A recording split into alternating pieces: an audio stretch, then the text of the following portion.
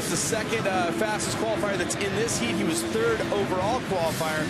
So watch for his speed. He is a very technical rider. Taylor Robert recently just won the last dog standing in the United States, and he is a big hitter when it comes to Enduro X. And there you see in the center of the screen, that's Blazuzziak with Brown right next to him. Brown, a surprising 5th place qualified, but Brown right off the start.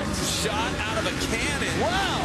Watch as they take to the course. Now, there are some ruts. Watch, they'll have to be technical and careful, and everybody knows that is involved with motorcycle racing. Mike Brown is a former AMA champion. When it comes to ruts and blasting the turns, Mike Brown will have the advantage. Watch this. Blazuzziak coming up the inside, and we saw guys having a lot of troubles. There's a double apex on the rocks there, but Mike Brown managed to get out in front of everybody. Taylor Robert getting in the mix there on the number 33 as well. This is a tough section test. Oh, the matrix. This is horrible. And then, really new water feature. The water actually has a right-hand turn in it, so they have to ride the water. Everything now is going to get soaking wet. Now you saw how many ruts there were on the little double up to the water step in. These logs as well are going to get tough, and then air it out. Look at the ruts on the backside, and this is the toughest obstacle on the course. They may make it look easy at first, but it is going to get tougher and tougher with the rock climb. Look at the speed of Taddy Blazuzziak on the orange bike behind Mike Brown. He is chasing him down, and Blazuzziak had a blistering qualifying time, 5 seconds ahead of the rest of the field. Which is absolutely amazing. We were watching the time session, and you really couldn't see it, but that's usually when someone's the fastest, is when they're looking smooth and polished. He's got the skis out for a second there. Blazuzziak does. Mike Brown controlling the situation. Here comes and a different line through the rocks there for Mike Brown. Well, Brown's going a little bit wider, so he can do a one pivot turn. If you watch there, Taddy going to the inside looked like he is willing to do a double pivot. As we look a little further back, the rider from Arizona, that is the Kawasaki of Taylor Robert. Different styles jumping into the water there. You saw Brown kind of controlled speed, didn't want to make a big splash. Blazuzziak came flying in. So Mike Brown looking pretty comfortable right now in the lead. Taddy, though, is not going to let him get away. But if anything, Mike Brown is definitely the class of the field when it comes to just straight out speed. Absolutely. 5 riders will advance out of this first heat. Of course, we'll have a second heat and then a last chance qualifier to make up the men's final. The other thing you need to know about Mike Brown, if you don't know a lot about Enduro X or motorcycle racing in general, he's not an easy rider to get past. You saw Blazuzziak come blasting up the inside, and Mike had his leg out. He's not going to move the leg to make it easier or any safer for his leg. He is a tough hombre for sure, and you just don't wrestle your way past Mike Brown. Well, Blazuzziak having trouble there, but managing to get back on the bike and get out, still holding on to second place. And we talked about the ruts, and what makes them difficult to ride is as they beat in, if they get 3 inches, 4 inches, 5 inches deep, the tires, as you can see right there, you're going to start wedging side to side. The side of your knob you start to catch. It starts to redirect you. That is one thing that makes it tough. Plus, it sucks the speed out of the bike in some instances. And in some ways, sometimes you can drag your pegs and really cause yourself a problem. And what we saw, this rock pile was one example. Here it is. The rocks actually moved because of the soft mud underneath them, and that's what happened there to Mike Brown. He got caught between the rocks. We saw that happen a lot in practice and seeding. That's the beauty of Enduro X racing right there, is you can have a pass for the lead at 1 mile an hour. And remember, Taddy Blazuzziak now in the lead. He tore the ligaments in his right wrist in Barcelona. And it looks like he's torn his goggles off as well. Which Did he go for the tear-offs and maybe just nothing left? I didn't see it, but he's definitely not wearing goggles. Here's double pivot for Blazuzziak. Oh, Taylor Robert with the great save. He goes down. But ends up dumping it. So now, Taddy Blazuzziak has no goggles on. He needs to stay out front so that he doesn't suffer the roost of anyone in front of him, kicking up the dirt from their back tire. And you can see possibly why his goggles were done up, as how aggressive he's jumping in the water. You see the different style by Brown. Now we talked about it.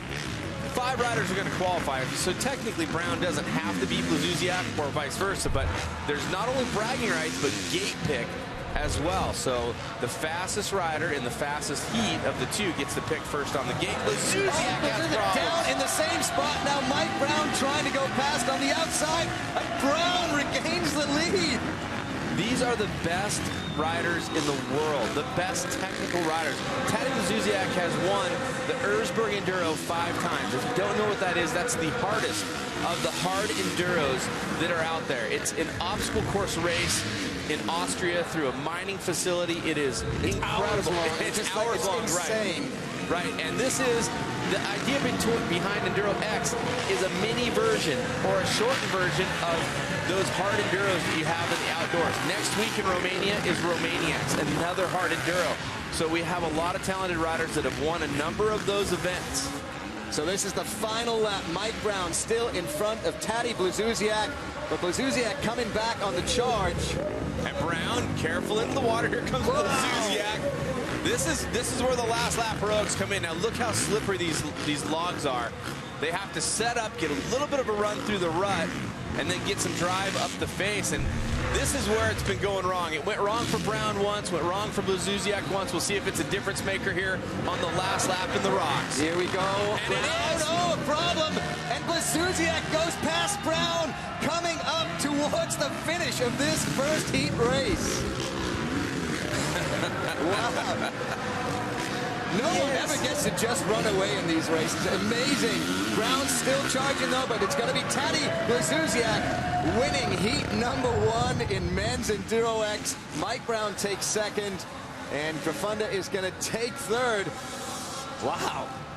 The last lap, last minute. That is what, I mean, we were talking about it. Anything can happen at any time in Enduro X. It's the way it is. And that's your winner, Blazusiak. And interestingly, Alfredo Gomez managed to get past Gersten and take that 5th transfer spot. The rest of those guys are going to go into, they're going to move and go into the last chance qualifier. So trying to sort out all 5 qualifiers. And it looks like it's going to be Blazusiak, Brown, Gomez, Robert, and Max Gersten from Arizona, the youngster. Well, a wild race to start with Gersten. They will go straight to the final. The rest of the guys, they are going to go, well, into the last chance qualifiers. Johnny Walker and Graham Jarvis both have won the Erzberg Enduro. Of course, Colton Haker has to be one of the favorites. He was one of the top qualifiers here today inside the top 5. And they'll line up next to each other. Haker almost winning the Barcelona X Games Enduro X. Could have made that last minute pass. It was so close. Haker looked good out there today, but Johnny Walker, we said he didn't look comfortable in Barcelona, Cameron. But here today, he looks like he really has got his wheels underneath him. Well, he's from the UK, and hard enduro is his game. And wet course, slippery course, rut course, that's a good course for Johnny Walker. Let's see who makes it to the hole shot out of this one. Haker on the number 10. And Redmond right there, the number 7. Good run for Redmond on the outside there. And a rider we haven't seen in some time, Justin Soule. Oh, Soule almost coming off. His own kind of break dancing going on there, and another problem for Soule on the number 6. Now here's Colton Haker, the number 10. Look at Redmond on the outside, and Redmond's going to take that the is lead. Aggressive. Fantastic riding. He found the perfect line. I spent some time at Baja with Kyle Redmond, riding some of the trails and watching him and his stunt work, I like to call it. We have a big pass there. Oh, that's Walker going on past Haker. No, and Haker's fighting back. Oh, Haker will not give up easily. That is absolutely for sure. And the Haker of old was a guy who was, I'm going now. I'm going forward in the first lap. And he would risk so much, and he would give up a lot at times. This year, 1 year ago, he was only in the top 5 once when he won. This year, he's been in the top 5 every time. Here we go into that rock section that proved so much trouble for Blazusiak and Brown. And Redmond is climbing up, makes it up and over the top. And there goes Walker on the outside. So Walker regains second place. He'll chase down Kyle Redmond. And we'll get more looks at that rock pile. And it's so tough because of the uneven rocks. They're higher, they're lower, they got big edges. And it looks like Graham Jarvis in the mix here, putting a move on Colton Haker. And Graham Jarvis, I mean, when you talk about hard enduro, that's someone you gotta check out. If you get a chance to check out his YouTube Spanish training video, I it's love amazing. this line that Kyle Redmond is taking through the rocks. It's almost perfect. Walker gets stuck. Haker goes through. Look at Redmond doubling right into that rut section. And Walker having his own issues. And that looked like Jarvis in third, and Jeff Aaron taking 4th place, so Johnny Walker dropping back. This would be really a breakout for Kyle Redmond. I mean, he's had 1 podium in the Endurocross series in the United States, in the AMA series, and he is just a super talented rider. And look at the amount of distance he's actually put on 2nd place right now, coming in to the rock section. Remember, every lap this proved trouble for someone. He takes the middle route, makes it again. Here comes Haker. Nice, Haker up and over too. So we're looking for Graham Jarvis in 3rd place to be chasing down Colton Haker. And that number 7, Kyle Redmond, 25 years of age, from Lake Hughes, California. Of course, Colton Haker giving chase aboard the number 10. He is from Hollister, California, from Northern California. And he's 23 years old, if I'm not mistaken. So there you see again the line we talked about. But look at Haker. Haker is just charging. He is an attack rider. Plain and simple. He will attack and go for it. And that has been his shortcoming in the past. Because he'll come apart when he's going for it on a big try. Now here's Redmond taking it easy. And Haker following on the less of a splash route. You almost could argue that Haker could have jumped into the inside line there and tried to force the issue, but he didn't. There goes Graham Jarvis. And he's still being chased down by Johnny Walker. But here we go, back into the rock pile. We say it every time because it proved so important in seeding, practice. And Haker is trying to go up the middle. And he doesn't get stuck. We've seen so many guys get stuck in that one spot. Well, I think the part that I don't like about the way Redmond's attacking is he's being methodical, but he's coming in a little bit slower than the momentum he needs to carry up the hill. And that's what Haker did right there. He came in just a little quicker with enough momentum. Now, the risk to that is if you come in hot and you side edge it and slide out, you're going to end up down in the rocks. And now half the field is past him. Haker coming back through the rock pile. Comfortable lead over Graham Jarvis. And it's just that one moment in Enduro X competition that makes all the difference, and that's what you saw again with Redmond. Haker, though, looking good. On lap 5 or 6, he'll be coming through to the white flag on this time around. Well, Haker has the pure ability, and I said 1 year ago he would. Oh, you see that impact? Wow. A year ago, he just didn't have the temperament for it, but he has good people coaching him.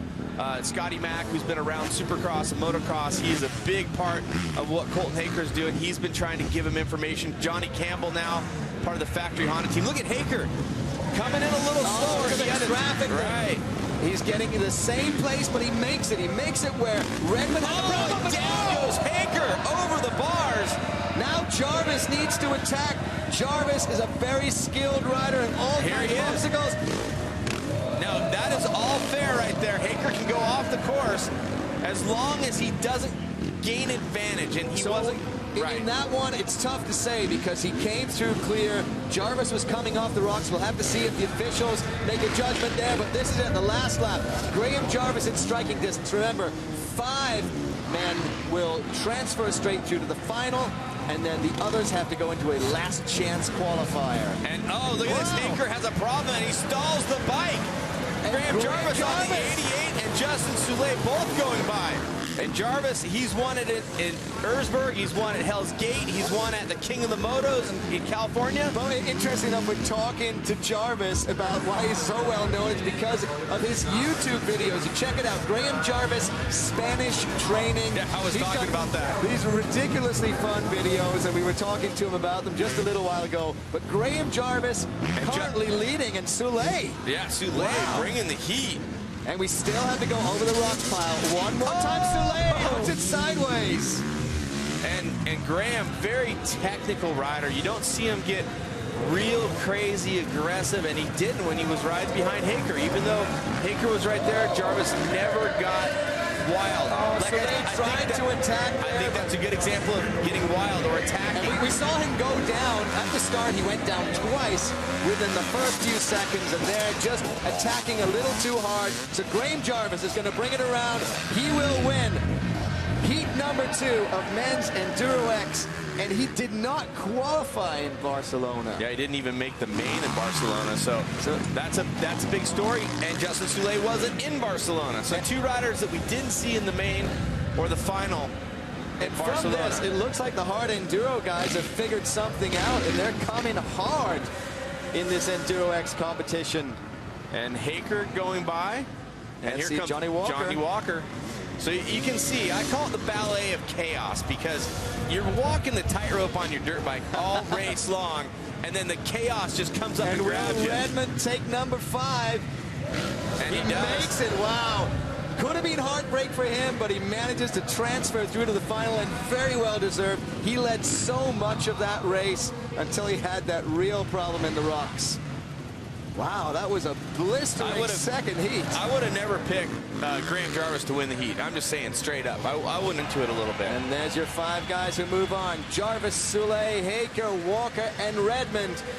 We've got more Enduro X coming your way when we come back after the break. This is going to be a ripper.